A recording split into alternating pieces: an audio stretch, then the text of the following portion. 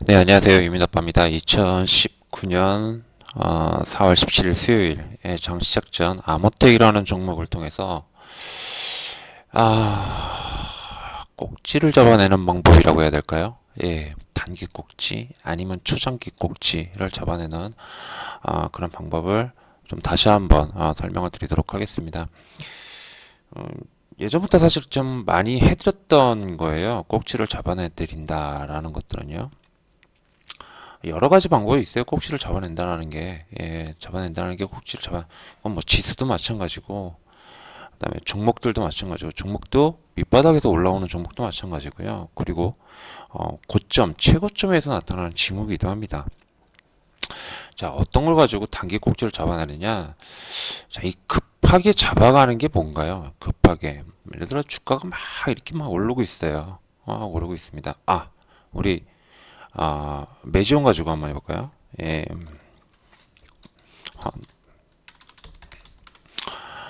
이제 거의 최고점이죠. 예, 거의 최고점입니다. 자, 여기서 더 갈지 못 갈지는 아무도 몰라요. 아무도 모릅니다. 예.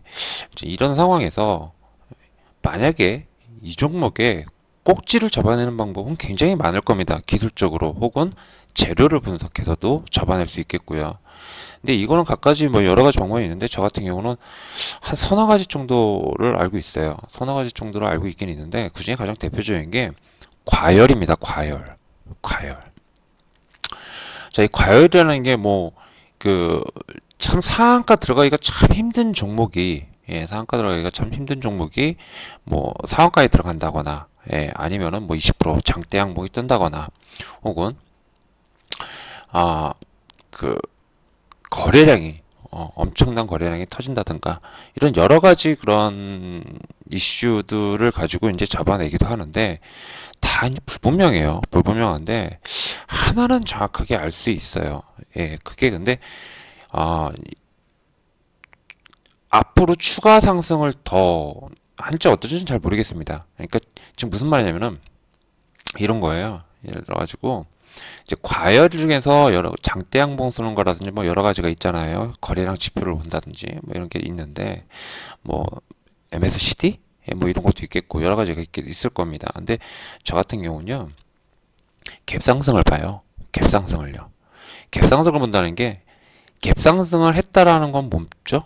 갭상승을 했다는 건 그만큼 과열이라는 뜻입니다. 갭상승이라는 거는. 자, 예전에 플러스 마이너스 15% 시절에서는 갭상승이다라고 하면은 보통 이제 한 3% 이상, 3% 플러스 마이너스 3% 이상 상승을 갖다 갭상승이라고 표현했는데 요새 같은 경우는 한 5에서 한 6% 정도를 갖다가 좀 갭상승이면 약간 좀 과열이다. 뭐 이렇게 표현을 하더라고요. 근데 이 기준은 저도 잘 모르겠습니다. 다만 그냥 보편적으로 어떤 부분 얘기냐면, 그러니까 매지온이 그렇다라는 게 아니에요. 매지온이 그렇다는 거 아닙니다. 이렇게 이제 고점 부분에서 너무 플러스 한 5%, 6%, 7% 이상에서 갭상승을 예를 들어 딱 시작한 거예요. 그러면은 어떻게 됩니까? 주가가 센 만큼 그 재료빨로 센 만큼 가져야 되죠. 그죠? 계속 가져야 됩니다. 그런데 가지 못하고요. 뭐가 있냐면은 꼭지를 이렇게 만드는 것도 있어요. 이 안에서 이 안에서 이렇게 위에서 즉 주가가 이렇게 움직이는데 이어지지 못하고 이렇게 뽕 떴어요. 뽕 떠서 여기서 움직였는데 그 다음 날도 분위기상 그 다음 날도 그렇고 올라가지 못하는 거예요. 신고가로 올라가지 못하고 요게 한 6일 정도 지속되죠. 요 자리에서. 그러면 리스크가 굉장히 커집니다. 최대치가 6일 정도예요. 적어도 7일째는 가져야 돼요. 6, 7일째는요. 만약에 못 가죠? 그냥 패는 겁니다. 그러면은 뭐 이렇게 내려왔다가 다시 시도해서 갈 수도 있고요. 아니면 그게 꼭지일 수도 있어요. 그러니까 과열인 만큼 뭡니까? 과열이 아닌 걸 증명해 준 거는 뭐냐면은 계속 가주는 거예요. 그런데 그게 아니라 성급하게 들어왔는데 위에서만 형성돼 있고 더 이상 움직이지 못한다 라는 것을 갖다가 갭으로 떠 있죠. 갭으로 위로 갭으로 떠 있는데 그 자리에서 이렇게 맨맨 돕니다. 6일간 3일에서 6일간. 그리고 나서 뭡니까? 밑으로 갭으로 떨어져요. 그러면 여기 호공입이고 요거 호공입이죠. 그럼 어떻게 됩니까? 요걸 갭 아일랜드라고 부릅니다. 그러니까 섬처럼 바다의 섬처럼 붕붕 떠 있는 예, 그런 현상이다라고 해서 갭 아일랜드라고 불러요. 이게 예전에도 SK 하이닉스 같은 거 이런 종목들도요. 갭 아일랜드가 실제로 나왔었어요. 예, 갭 아일랜드가 어디서 나왔었냐면 예전에 나왔습니다. 바로 이제 요런 부분들이에요. 지난해 이제 5월이죠. 예, 5월. 예, 갭 아일랜드죠. 예. 그러니까 시가는 플러스 한 3%이고 여기 보면은 마이너스 한 3% 정도에서 시작했잖아요. 하나, 둘, 셋, 넷, 다섯, 여섯, 7일까지는 7일 이상 버티지 못하고 그냥 바로 떨어집니다. 그런데 이게 과거에 보면요. 여기도 지금 갭 아일랜드가 있죠. 예, 하나, 둘, 셋, 하나, 둘, 셋, 넷, 하나, 둘, 셋, 예, 하나, 둘, 셋, 넷, 다섯, 여섯, 일곱, 예. 하나, 둘, 셋, 넷, 다섯, 여섯, 일곱, 예. 이렇게, 대형주에서도 많이 나오고, 묵직한 종목에서 상당히 많이 나오는 편이에요. 참, 이런 종목들이 갭으로 떠가지고 나온다는 게 참 힘듭니다. 예. 그래서, 이 SK 하이닉스 뿐만 아니라, 많은 종목들에서 이렇게 갭으로 떠가지고 갭 아일랜드가 나올 때가 있어요. 이럴 때는 단기 꼭지라 불러요. 예, 단기 꼭지. 특히, 신고가, 52주 신고가나 아니면은 전 최고점을 갖다가 돌파해 주려 하는 모습을 보여줄 때도 은근히 많이 나오는 편입니다. 자, 여기서 6일째 못 갔다, 7일째도 못 갔다 이러면은 다시 잡더라도 일단은 좀 뺐다가 아니면 물량을 확 줄여놨다가 물량 한 50%를 줄여놨다가 개발렌 떴다 이러면 무조건 패는 거예요. 그런데 그게 아니라 다시 오른다 이러면 그 50%팔 만큼 잡으면 돼요. 물량 좀 줄어들더라도. 리스크 관리가 최선이잖아요. 자, 이거는 그러면은 이렇게 고점에서 뿐만 아니라 저점에서도 나옵니다. 갭 아일랜드는요. 뭐가 저점에서 나오냐면은, 자, 제가 말씀드린 게, 이제 저점이라는 게 그 저점을 말하는 거 아니고요. 바닥에서도 나온다는 얘기예요. 바닥에서. 자, 이런 장기선에서 말씀드리는 겁니다. 자, 얘도 지금 보면은 갭으로 뜨는 경우가 거의 없죠. 그죠? 갭으로 뜨는 경우가 없는데 뭡니까? 갭으로 여기 이렇게 떠버렸어요. 갭으로 떨어버렸습니다. 갭으로 지금 요거 같은 경우는 시가가 플러스 5%예요. 굉장히 많이 뜬 거예요.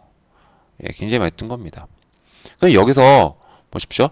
181선을 갖다가 지지해주지 못한 빠졌다라고 하면 얼른 도망 나와야 되는 건 당연하겠죠. 그죠?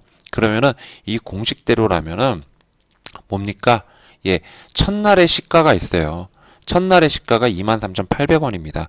23,800원을 깨지 않으면서 웬만하면은 7, 8일째에 가줘야 됩니다. 그러지 못하면은 리스크상 일단 물량을 갖다 어느 정도 줄여주면서 관리를 해줘야 돼요. 자, 이런 거는 이렇게 밑에서도 나오고요. 위에서도 나오고 자주 보여줍니다. 가는 중에서도 도중도중 보여줘요. 그래서 예전에 회원님들이 제가 에코프로를 옛날이었어요. 기억도 안 납니다. 언젠지 기억도 안 나는데 저도 찾아봐야 되는데 굉장히 많이들 저한테 뭐라고 했었냐면은 언젠지 기억도 안 나네. 에코프로가 아니었나? 예, 죄송합니다. 에코프로가 아니었나 봐요. 예. 언젠지 기억도 안 나요. 언젠지 기억도 안 나는데 갭으로 좀 언제가 아니라 에코프로가 아닌가 봅니다. 에코프로가 아니면 뭐죠? 뭐였나? 왜 이렇게 머리가 나빠졌는지. 요즘 어제 치매 테스트 제가 올려드렸잖아요. 치매 테스트 올려드린 다음에 제 딴에는 예, 통과했다고 낄낄거리면서 좋아했는데 치매가 아무래도 오는 것 같다라는 느낌이 항상 듭니다. 자, 못 찾겠네요. 죄송합니다. 여튼 예, 잡주 쪽에서는 좀 빠르고요. 예, 흔히 말하는 이런 성장 테마주와 그냥 일반 기대감만인 테마주는 틀리죠. 이래서 가지고 이제 화폐개혁 관련주라고 하죠. 화폐개혁 관련주 이번에 한네트죠. 한네트. 예. 한네트. 우리는 이거를 성장 테마라 부르지 않잖아요. 테마는 두 가지로 나눕니다. 하나는 진짜 성장 테마예요. 성장 가능성이 높은. 근데 한네트는 기대감만 있는 테마죠. 완전히 틀려요. 완전히 틀립니다. 예. 그러니까 적어도 이런 시장이 형성돼서 크게 돈을 조만간에 앞으로 길어봐야 6개월 내지 그러니까 2개 분기나 3개 분기 뒤부터는 돈을 벌 것이다라는 그런 선행에서 주가가 오르는 케이스는 성장 테마입니다. 근데 이런 걸 기대 테마라고 그러죠. 예, 완전히 다른 케이스예요. 근데 여튼 이런 종목이 갭 상승을 해가지고요. 주가가 상승을 해서 보통 3, 4일 이내에 그 위에서 더 이상 뻗어나가지 못하면 그것도 고점일 가능성이 있어요. 고점일 가능성이 있습니다. 예. 자, 그렇기 때문에 어떤 거든 간에 그런 부분은 좀 조심해야 돼요. 조심해야 됩니다. 자, 바로 이제 요런 케이스들도 약간 좀 포함될 수 있어요. 예, 요런 케이스들도 가져야 됩니다. 그래야지 더 저기 되는데 이런 건 또 악재 때문에 이렇게 된 거죠. 그래서 갭 상승을 하면은 이렇게 보통 이렇게 갭 상승하죠. 그럼 거기 위에서 정치돼 있는 듯 싶어도 가주는 게 정석입니다. 예. 근데 이건 다음날 악재 때문에 그죠? 예, 트럼프 그 악재 때문에 하노이 예, 건 때문에 이렇게 악재가 터지긴 했는데 여튼간에 그 이런 그 대형주 이거는 초대형주 아까 좀 전에 SK 하이닉스에서도 보여드렸지만요. 뭐 포스코 뭐 삼성전자 할 거 없이요. 예, 할 거 없이 나옵니다. 예, 고점에서 실제로 그렇게 나오는 경향들이 있어요. 왜 삼성전자 나온 거 좀 전에 보여드렸죠. 살짝. 그죠? 예. 이게 못 가면은 이때는 이제 그것 때문에 이렇게 움직였는데 못 가면 꼭 떨어지면요. 일단 빼야 돼요. 갭 상승에서 나오면 특히 개발랜드는 무조건 빼야 된다라는 거. 예, 그런 걸 말씀드릴게요. 아침에 아모텍을 봤어요. 아모텍을 보는 게 아니라 정확하게 삼성전기를 봤습니다. 그래서 대만의 MLCC 가격이 상승한다. 이것 때문에 삼성전기도 이제 앞으로 괜찮아지고 개선될 것이다. MLCC가 개선될 것이다.